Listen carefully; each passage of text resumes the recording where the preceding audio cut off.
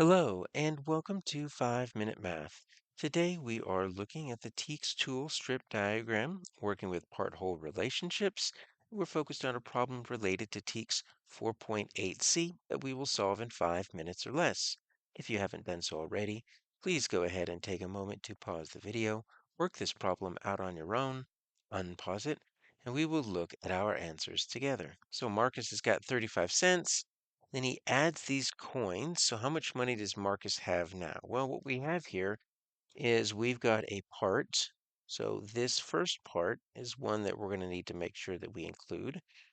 And then all of these are parts. And so what I want to do is I'm just going to kind of put all of these together, say this is another big part.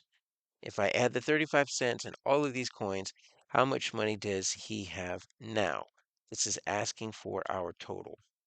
So what we could do here is we can just take all of these coins. There's a few different ways we can do that. We can add them as dollars and cents, or we can just add them as cents. So let me show you what happens if we just add them as cents. So I'm going to take my 25 cents, 25 cents. The first four are quarters, 25 cents. Then I've got 3 dimes. Okay, so that's 10 cents each. Then I've got 2 nickels. Those are 5 cents each.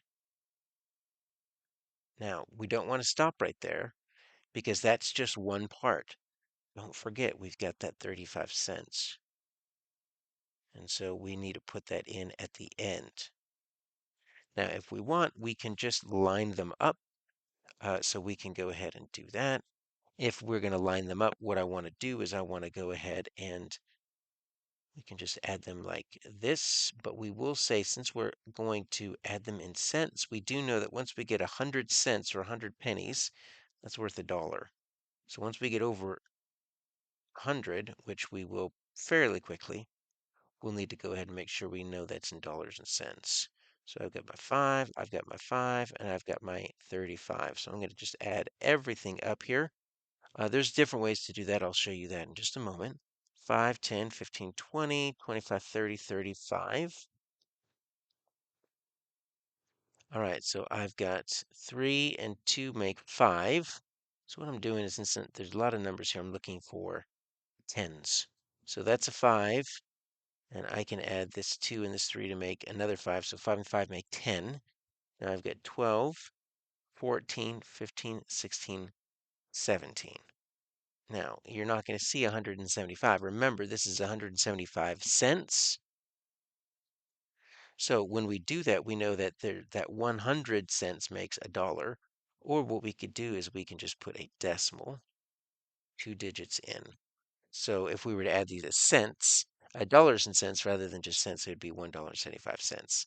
Now, one thing to keep in mind is that the amount of coins right here, so I'm just taking these coins and I'm excluding the 35 cents.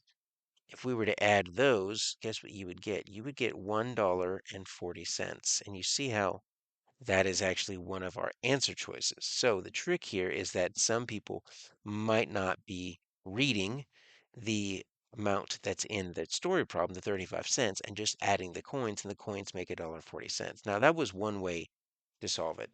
There must be a different way to solve it. And some of you probably solved it just using the picture. So you could do it like this. You can say, you know what?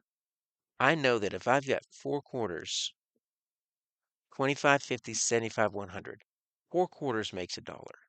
So I'm just going to chunk all of these together and make $1. And that just makes everything so much easier. Then you might chunk the dimes. Okay, so I've got 10, 20, 30. So I would probably do this as 0.30 since I'm doing dollars and cents, right? This is $1, 30 cents. And then I've got my 2 nickels, 5, 10. So that's going to be 10 cents. So if I were to add these just in chunks, well, look, I've got $1, 30 cents, and 10 cents. Well, 30 cents and 10 cents makes 40 cents. Then $1.40 makes $1.40. So that gets me $1.40.